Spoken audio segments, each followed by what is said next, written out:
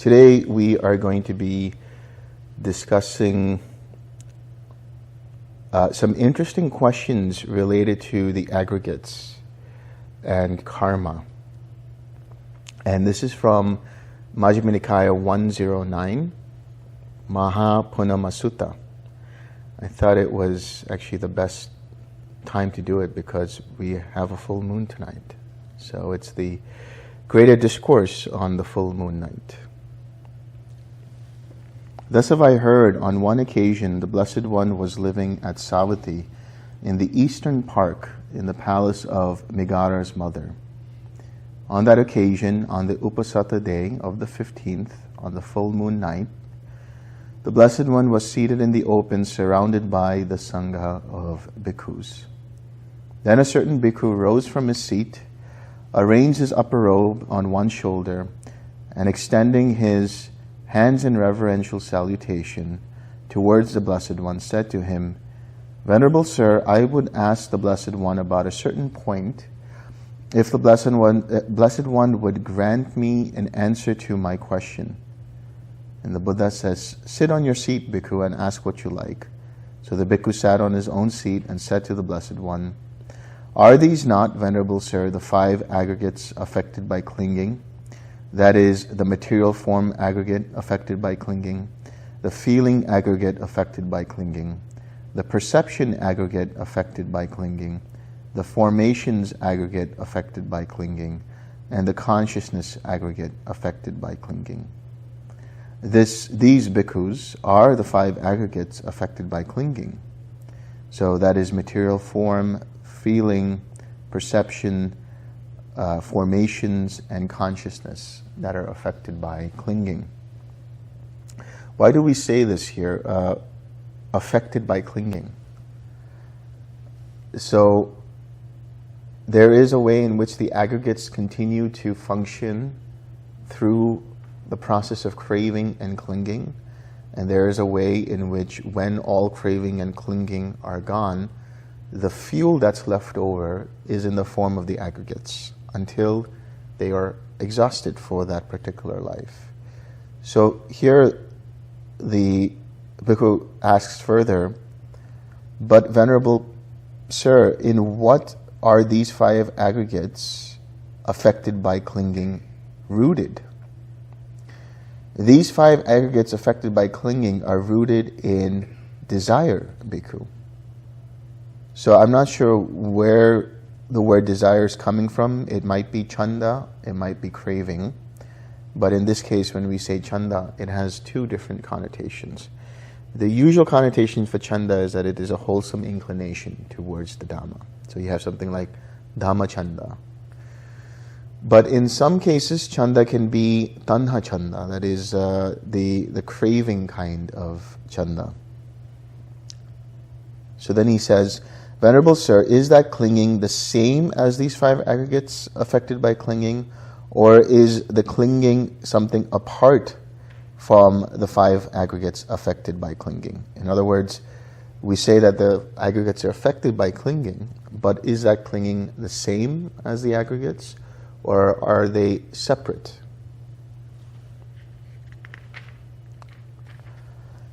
"Bhikkhu, that clinging is neither the same as these 5 aggregates affected by clinging, nor is the clinging something apart from the 5 aggregates affected by clinging."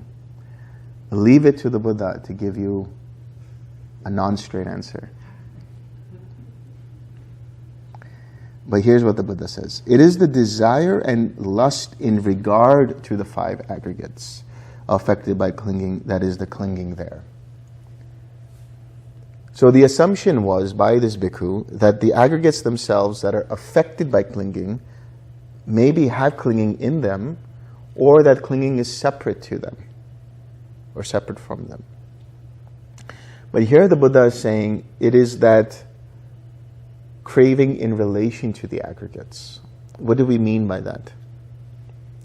There is a sutta called Satta Sutta, S-A-T-T-A, Satta Sutta. Satta is from the Sanskrit sattva, which means being. So the word bodhisattva or bodhisattva is a being embarking towards enlightenment. So there is a monk who asks the Buddha, what is satta? And we're talking different from the becoming of bhava, because sometimes bhava is translated as being, but that's a different kind of being. That's the being in terms of coming into being, the process of becoming. Here when we say satta, we're talking about a being in terms of a person, a being in terms of a human being, an animal being, and so on, right? So how does one define a being? What is a being? This monk asks. And the Buddha says, wherever there is craving in relation or in regard to the aggregates, there is a being, a satta. There one is defined as a being. When there is identification with form, when there's identification with feeling, when there's identification with perception, when there's identification with formations, when there's identification with consciousness, there is said to be a being designated there. So what do we mean by form? We'll get into that. But essentially, these aggregates, why are there these particular aggregates? Why these 5 aggregates? Why not something else? Because in the entire experiential framework of samsara, when we talk about human beings, animal beings, other beings throughout the cosmos, they have all form, perhaps, up until the formless realms. Above the formless realms, they have no form. However, all beings will have, to some degree or another, the other 4 aggregates. The ability to experience something, the ability to feel something, to sense something, the ability to perceive or perception, which is to label something, to interpret something, the ability to have formations, which is the ability to have intention, to attend to something, and consciousness, the ability to become aware of something. So, intend and attend. Intend in relation to the formations, attend in relation to consciousness. These are the 5 aggregates. And we talk about 5 aggregates because as humans, we have form, we have feeling, we have perception, we have intention, and we have attention, or formations and consciousness. So again, he says it is the desire and lust in regard to the 5 aggregates that is the clinging there. But, Venerable Sir, can there be diversity in the desire and lust regarding these 5 aggregates affected by clinging? Now, at this point, you will suspect that the person asking these questions is asking very specific questions. They are already fully awakened. This monk is asking these questions not to clarify for himself, but for his group of students. So he's asking very, very important questions. Let me repeat the question. Can there be diversity in the desire and lust regarding these 5 aggregates affected by clinging? There can be, Bhikkhu, the Blessed One said. Here someone thinks, may my form be thus in the future, may my feeling be thus in the future, may my perception be thus in the future, may my formations be thus in the future, may my consciousness be thus in the future. Thus there is diversity in the desire and lust regarding these 5 aggregates affected by clinging. So, yes, it's about the future, but it's interesting where the Buddha says, may my form, my feeling, my perception, my formations, my consciousness, this you don't want to overlook. So the assumption is about the future, but there is a deeper assumption that these formation, this form, this feeling, this perception, these formations, these consciousness are me, mine, myself. And because I may identify with them, may they continue in the way I want them to in the future.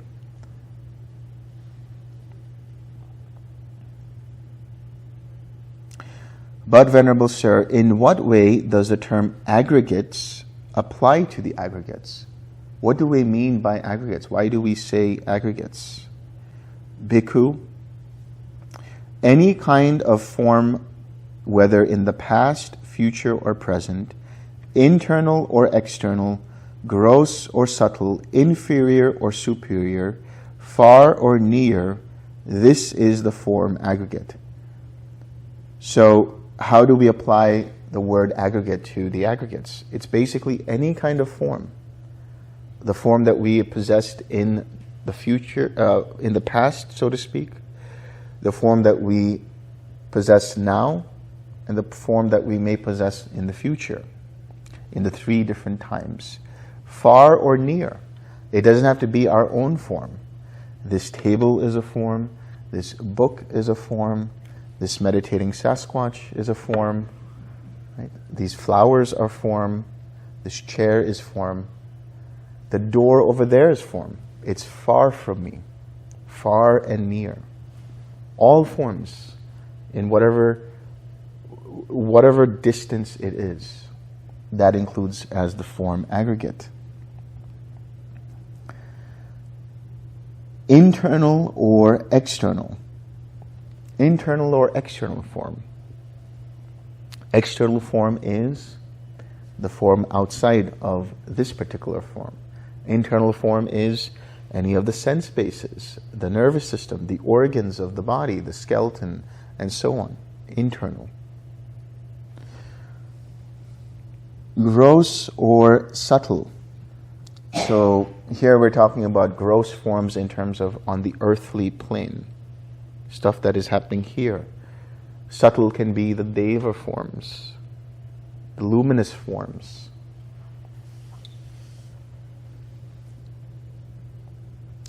Inferior or superior. That could be in terms of the quality of the form. Inferior in terms of it's a broken down form. Superior in terms of it's a beautiful form. However you want to express that. So he says all of that is the form aggregate. Any kind of feeling, whether in the past, future, or present, internal or external, gross or subtle, inferior or superior, far or near, that is the feeling aggregate. So any kind of experiences we've had in the past, sensations, emotions, whatever it is that has arisen in the past, are arising now and will arise in the future. Whatever kind of feeling, internal or external. There is external feeling that is not my feeling necessarily, but a feeling of somebody else. They are having their own experiences, sensations. The feeling internal, what's happening in my own mind, what's happening with relation to the other 5 physical sense bases. Or what's happening in my body, I'm feeling internally. Gross or subtle. So the experience can be gross in terms of they can be related to the 5 physical sense bases. Or they can be subtle, like what? Loving kindness. They can be a jhanic experience. Inferior or superior. It can be a feeling that is, again, tied to the earthly plane. It can be a feeling that we don't like. It could be a superior feeling in terms of the sublimeness of that particular feeling, and so on. That all is feeling aggregate. Perception aggregate. Again, what are perceptions? Perceptions are the recognizing of an experience, the interpretation, the labeling of an experience. that you see here that this is a table. First, there is the feeling of seeing the table, and then second, there is the interpretation that what you are seeing is a table. That second part is perception. Feeling and perception are conjoined. So whatever perception that you've had in the past, that you have now, that you will have in the future, perceptions that are near or far, perceptions that are internal or external, perceptions that you have, perceptions that other people have, perceptions of the gross, right? And perceptions of the subtle in terms of the experiences of mental states, inferior or superior. Certain perceptions that are inferior, viewpoints or perceptions that lead to suffering, viewpoints or perceptions that lead to the end of suffering. All of these constitute the perception aggregate. That's why we say aggregate. Likewise with formations aggregate. So the formations aggregate, what is that? Sometimes in the suttas, or the translations of the suttas, they translate as intentions or choices. Formations as choices. Because there is a interconnection between intention and formations. We talked about a little bit, we touched upon volitional formations and karmic formations. You can think of volitional formations as those that are activated due to some kind of an intention. We intend to walk from here to there, and so the bodily formations that arise allow us to do that process. We intend to say something, so the verbal formations come up for us to be able to contemplate, reflect, think, hopefully, before we speak, and then we break out into speech. We have mental formations that allow us to feel and perceive into what it is that we are experiencing. So, formations are dependent upon two things. Contact. You need contact in order to trigger the arising of formations for you to be able to either breathe or walk or do whatever it is in terms of the physical, to be able to reflect and contemplate and think about something before you say or express in speech. That's the verbal. And you need the contact to trigger your sense bases in order for you to feel and perceive. So when we think about dependent origination, it's usually in a linear pattern. Ignorance leads to formations, formations leads to consciousness, and so on. But there's a lot of different recycling, feedback loops that are happening in that process for the rest of the links to arise. A lot of different interconnections. So we may see the 2D model of dependent origination as a linear process. But one day we may create a more three-dimensional model of dependent origination, so we can see from where they're all coming and how they interconnect and interact with one another.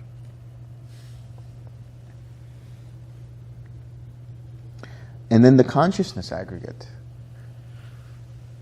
You know, the word consciousness, vijnana, is used in many different ways. There's the sense-based consciousness, so the awareness that is arising dependent upon the eye and form and, you know, the sense-based and the sense-based object meeting together. And then there is another way in which it is the vijnana dhatu, the consciousness element. So there's 6 elements in the suttas.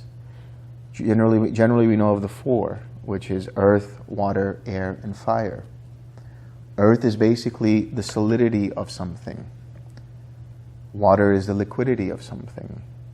Air is the gaseous state. And heat and plasma make up the fire. So in our body, or our body, is constituted of the 4 elements. Right? We have earth, we have water with the blood and the fluids in the body. We have air, that's the air that's circulating, the gases that are circulating in the body. We have the fire, the heat of the body, the metabolism of the body. But then we have something known as the akasha element, which is the space element. And this is what is creating space for air to flow in and out, for liquid to flow in and out. It's the space. And so it's all around us. Right now, with this hall, we have solidity with the walls, and we have air circulating through with the fan and the air conditioner, but it's all happening within the vicinity of this space. The planet is moving, right? It's revolving and rotating and so on, and it's doing it in space, what we just call space. That's the space element. And then there's the consciousness element. And this is where things can get confusing, because then people think all of this is contained within some supreme universal consciousness, and that's the consciousness element. But no, that's not the case. The consciousness element functions just like the space, earth, water, air, fire element. They are like different constituents, different composites of pieces. And so the consciousness element, very simply put, are elements of mind related to mentality, related to how mind functions. We all think, when we say mind, where do we always point to? In the ancient days, the mind was here, in the heart. But when we talk about chitta, that's the word that they use, chitta, for consciousness. But when we talk about the consciousness element, we're saying mind is not just here or throughout the body. Mind is everywhere. And so you can't necessarily prove or disprove this, but it is an understanding. And so this might explain how telepathy works, and how intuition works, and how one can sense something happening, because mind is everywhere. You are traveling through the consciousness element. And the way I like to think about it is like those, the Russian dolls that are contained, smaller ones contained in each other. So it's like that. It's like the earth element is contained within the water element is contained in the air element is contained in the fire element is contained in the space element, and the space element is contained in the consciousness element. But they're also interacting with one another. So we have consciousness as arising dependent upon the sense base and the sense base object, and we have something known as consciousness element, which, to simplify, is essentially just mind. And whether that means your mind or another person's mind or just minds everywhere, that's all consciousness aggregate. And then we go into something known as anidasanam vijnanam. Anidasanam vijnanam. Anidasanam, it usually is translated as without reflection, without a second, or without surface. Anidasanam. And vijnanam is consciousness. So there is Digha Nikaya, I think 11, Kepada Sutta, where you have this householder going from place to place asking about where do earth, air, water, fire end or cease. And there the Buddha says that's not the question to ask, and he changes the question. And then he goes into verse and he talks about where name and form cease, long and short, all dualities, so-called dualities, cease. And in that experience, there's something known as anidasanam vinyanam. Consciousness without surface is how it's translated. Without surface. Which means it's like a mirror that has no reflection. So that's why I call it non-reflective awareness. This awareness, this consciousness is non-manifestative. It doesn't create more beyond it. You can say it is conditioned by nibbana itself. When the mind first arises from making contact with nibbana, it is free and clear of any kind of objects. And therefore it's signless, objectless. There is no directionality to the awareness that arises. It doesn't go in a certain direction. It doesn't have a certain intention. And therefore it is undirected. And there is no ownership of me, mine, or myself present in that awareness. And therefore it is empty. So this experience is very much short-lived after having touched nibbana. Because, well, I would say short-lived relatively speaking, because then the mind kind of gets caught up in whatever happens after that. And then you have the mind consciousness, you have the eye consciousness, the ear consciousness all coming up, and because of the attention that goes outward. So, anidasanam vinyanam. You could write a whole book on this subject. With you? Possibly. Anyway, going back to the sutta.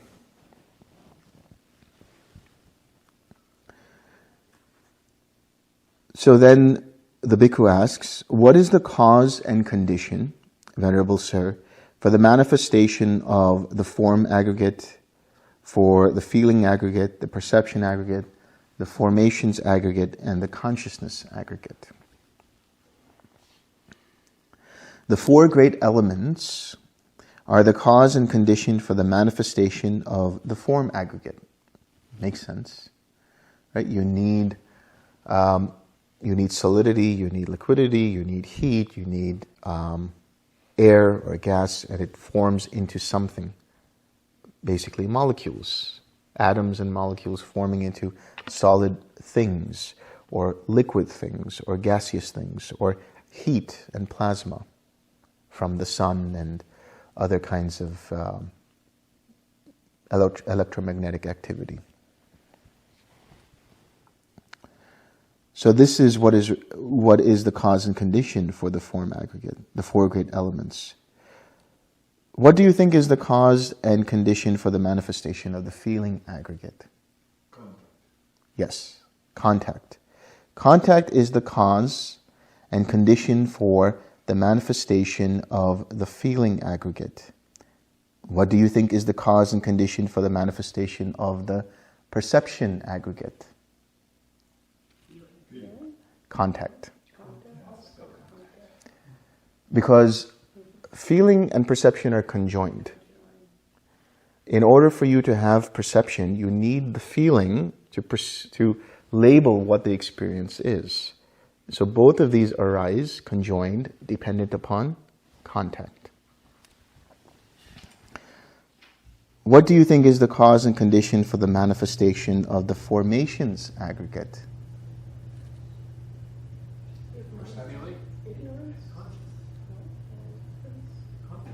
Contact. Contact again. Because, yes, in dependent origination, ignorance conditions formations and so on. But in order for the formations to rise, in order for the formations to be activated, in order for the formations to be triggered, there needs to be contact with the outside world. Contact.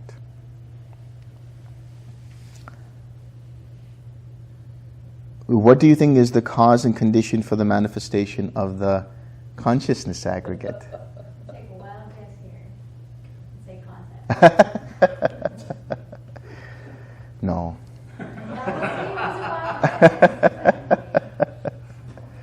Any other guesses? Mentality, materiality is the cause and condition for the manifestation of the consciousness aggregate. The manifestation of the consciousness aggregate.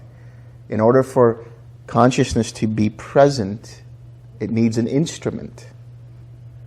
In this case, mentality and materiality.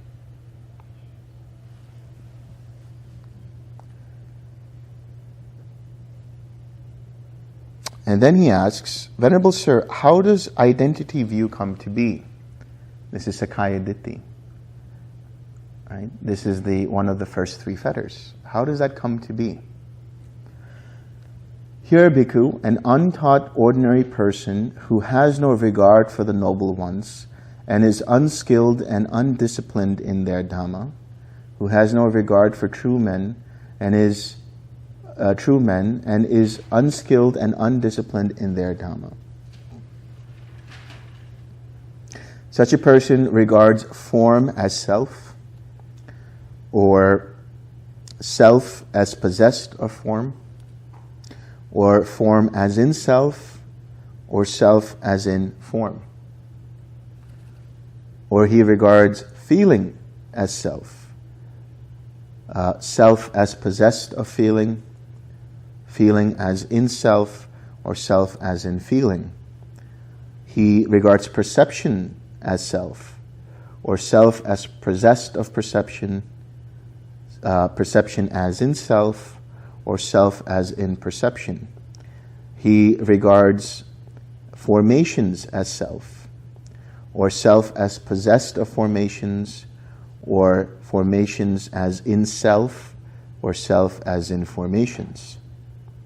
Or consciousness as self, or self as possessed of consciousness, or consciousness as in self, or self as in consciousness. These are the 20 different kinds of personality view that may arise. How do we have that?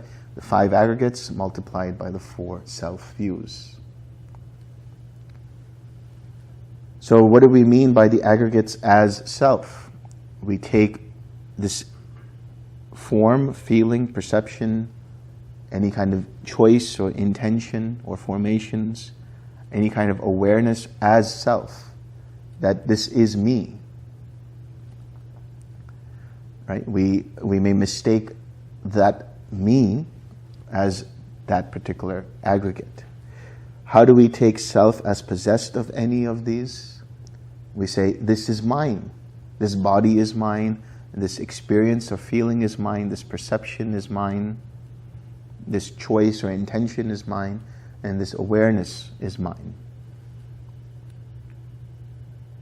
How do we take the aggregates as in self? There may be a metaphysical idea in the mind that there is a self, an over-self, in which these aggregates are present. Right? Or in this case, in the fourth case, that the self, there is some kind of Atman that is present within the body, within the experience, within the perception, or within awareness. Right? These are the ways in which the mind can identify with the aggregates.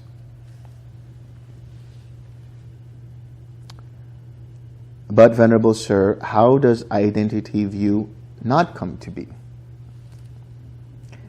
Here, a well-taught noble disciple who has regard for noble ones and is skilled and disciplined in their Dhamma, who has regard for true men and is skilled and disciplined in their Dhamma, does not regard any of the aggregates as self, or self as possessed of the aggregates, or the aggregates as in self, or self as in the aggregates. Basically, one has let go of taking any of these aggregates personally. They don't regard them as belonging to a self or as self, or in relation to a sense of self. So when you have that deep experience of seeing the links of dependent origination and having that cessation of perception and feeling, there is a gap in your stream of experience, such that when you come back, you start to see the building blocks of experience, of the mind. And you start to intuit and realize that actually it's an impersonal process that's happening. When you have that deep experience, then identity view ceases. At least on an intellectual level. There's always the underlying tendencies, there's always the sort of conceit that will be there, which still identifies on a deeper level. But you no longer will hold on to a view of a personal, independent, permanent self. Whatever idea of self arises, you see as made up of a series of causes and conditions. And therefore, what you realize is anything that is conditioned and dependent upon causes and conditions, when those causes and conditions are gone, then so too is that particular experience or thing or whatever it might be. Which means you are seeing impermanence. You are realizing anicca, or anitya. Anicca is usually translated as impermanence, but a better way of looking at it is unstable.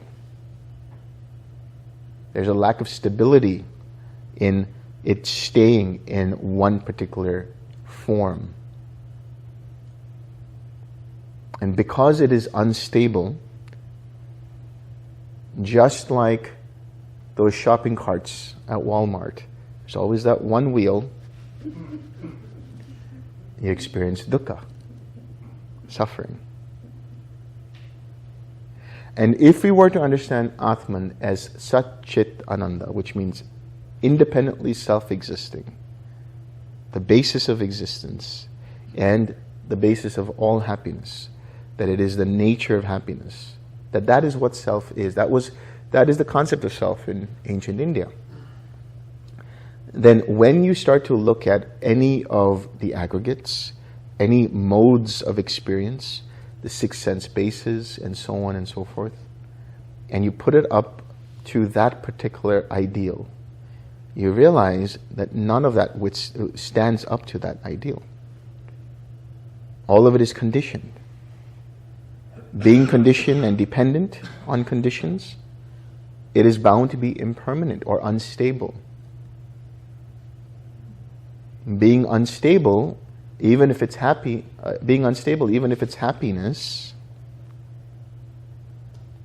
it will change. Therefore, it is still dukkha. Therefore, it is not self. It is not me.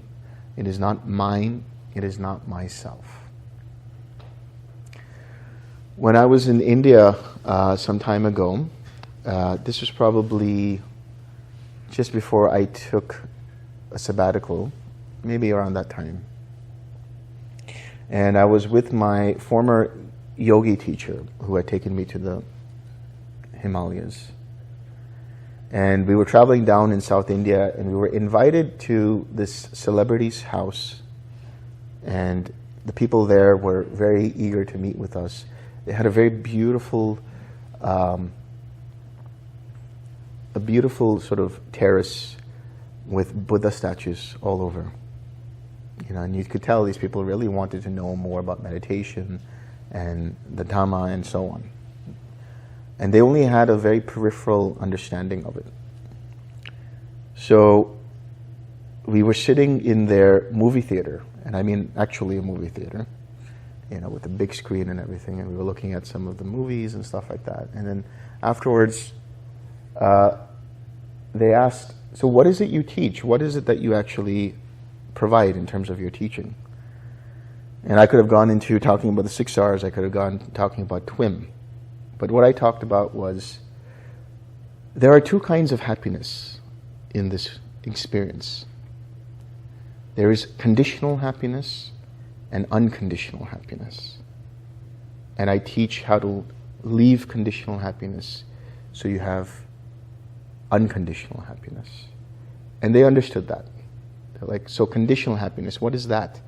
That is happiness dependent upon circumstance, dependent upon externalities, internally or externally. But unconditional happiness is happiness just for the sake of happiness. There's no need for it to come up. There's nothing that brings it up. It is just the happiness born of or from Nibbana. And so here what we're saying is nothing in this conditioned existence can stand up to that kind of unconditioned happiness, because it is impermanent,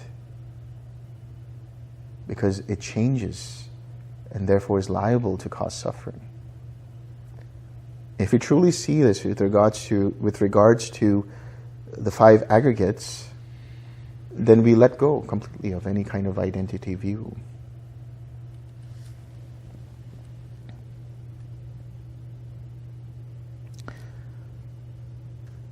So then he asks, what, Venerable Sir, is the gratification? What is the danger?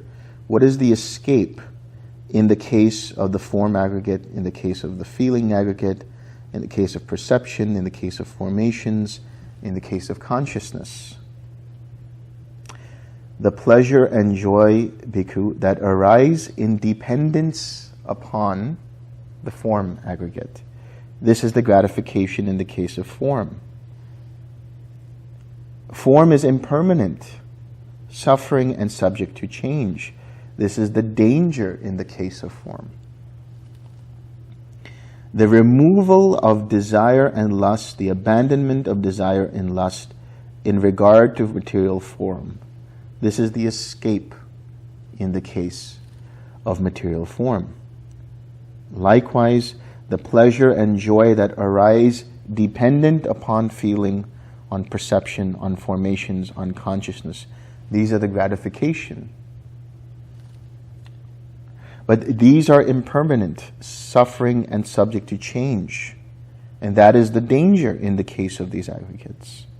The removal and of desire and lust, the abandonment of desire and lust in regards to these aggregates is the escape.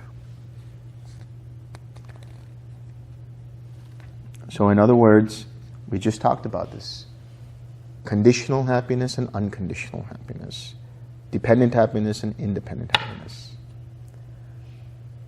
The happiness that we talk about, that is Nibbana, is not dependent on any kind of condition. Even Sariputta was talking about this. He said, there is happiness even in no feeling. Because the mind is not dependent upon any experience. But the gratification that the mind usually experiences is the pleasure and joy born from any of these five aggregates. And so the mind seeks out more of that. But the danger is these things change, so that pleasure and joy are unstable. And to escape that instability, one lets go of identifying with any of these aggregates.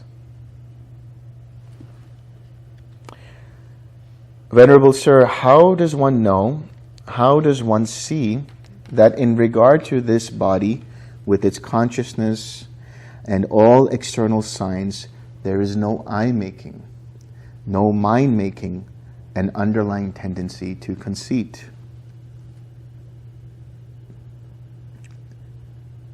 Bhikkhu, any kind of form, whether in the past or present, internal or external, gross or subtle, inferior or superior, far or near, one sees all form as it actually is with proper wisdom thus.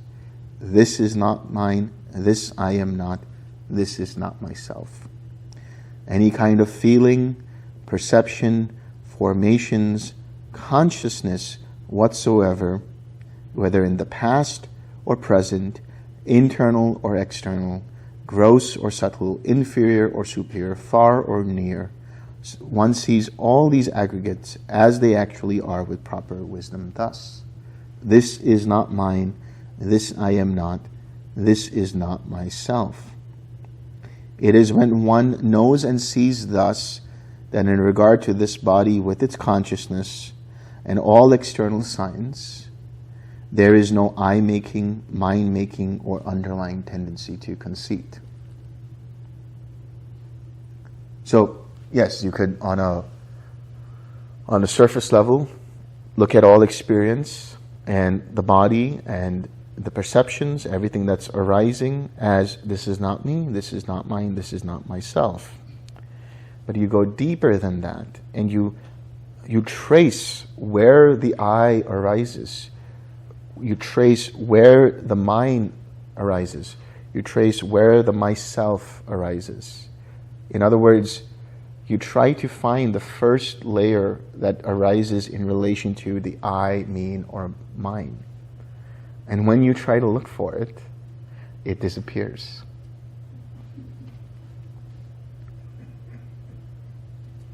When the mind reflexively looks back into itself and tries to find the me, mine, or myself, it relaxes. And in that space, there is no I-making, mind-making, and no underlying tendency to conceit.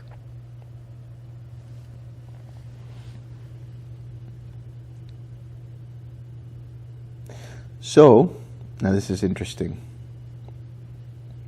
So in the mind of a certain bhikkhu, this thought arose. So it seems form is not self, feeling is not self, perception is not self, formations are not self, consciousness is not self. Here's the question that arises in this particular bhikkhu's mind.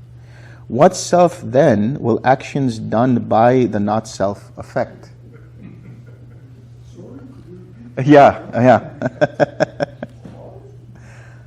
So he says, form is not self, feeling is not self, perception, all of these are not self. What self then will actions done by the not self affect?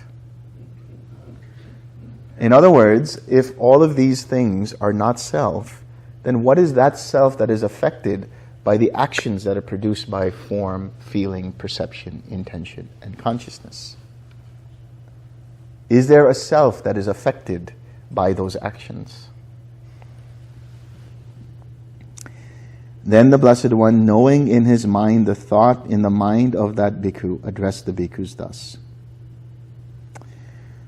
It is possible, bhikkhus, that some misguided man, that's a very tame phrase for the original Pali, which means you stupid idiot. Yes, Mog Purusha.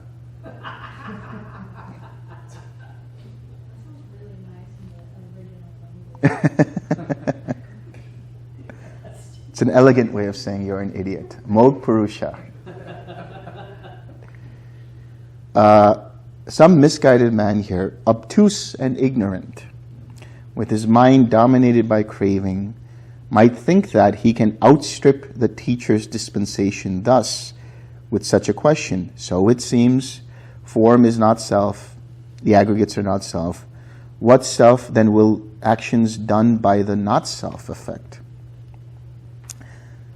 Now, bhikkhus, you have been trained by me through interrogation on various occasions in regards to various things.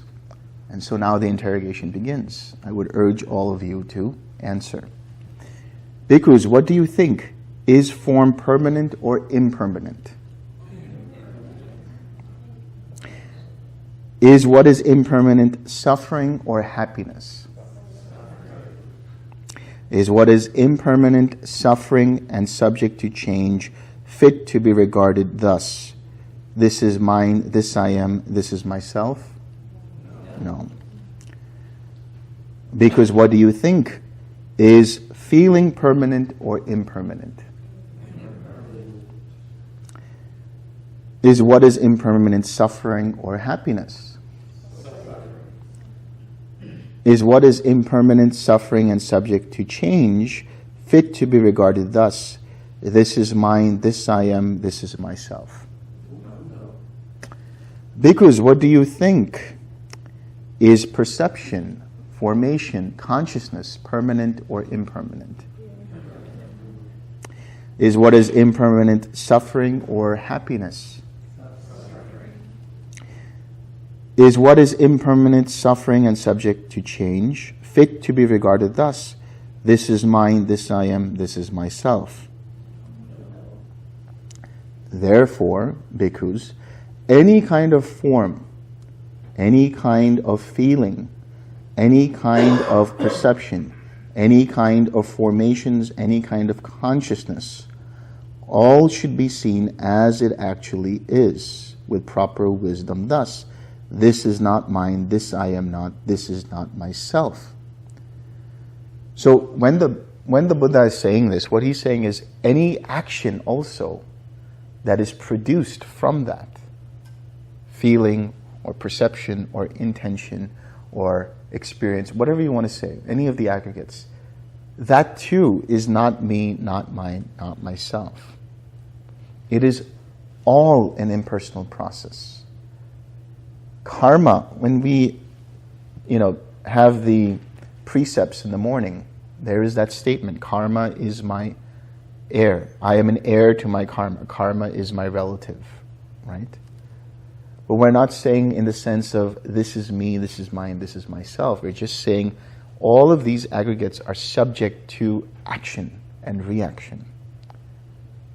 But they're all dependent and interdependent with causes and conditions. In reality, there is no permanent, independent, personal self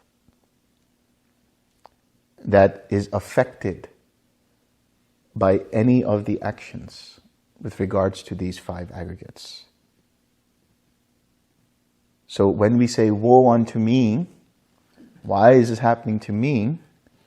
We're taking that independent personal self as the concept of this is happening to me. But if we were to see with proper wisdom thus, that all of it is an impersonal process, yes, we will feel the tinge of pain. Yes, we will feel the experience of, oh, this sucks. But our mind will have wisdom and say it is an impersonal process. And it has the ability to let go of it, to abandon it from that wisdom, through that wisdom. But we're not done yet. This is very important. Seeing thus that this is not me, this is not mine, this is not myself, a well-taught noble disciple becomes disenchanted with form, disenchanted with feeling, disenchanted with perception, disenchanted with formations, disenchanted with consciousness. By the way, the aggregates themselves are also karma. The aggregates themselves are also karma. Form is karma, feeling, perception, formations, consciousness, all of that is karma. It's vipaka, old karma to be experienced. That's the inheritance that we have. But when we see it as an impersonal process, we become disenchanted. We say, okay, I've had enough of this.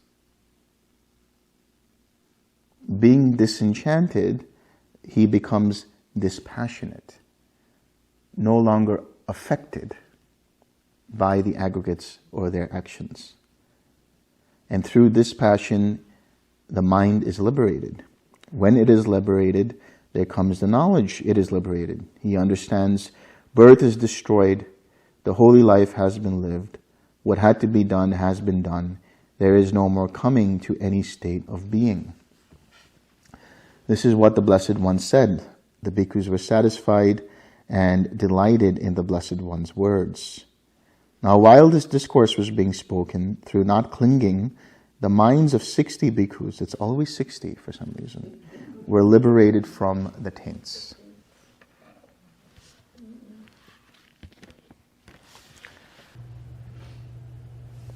All right, let's share some merit.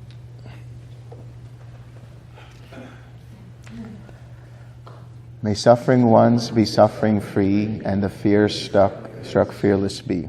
May the grieving shed all grief, and may all beings find relief. May all beings share this merit that we have thus acquired for the acquisition of all kinds of happiness. May beings inhabiting space and earth, devas and nagas of mighty power, share this merit of ours. May they long protect the Buddha's dispensation. Sadhu, sadhu, sadhu.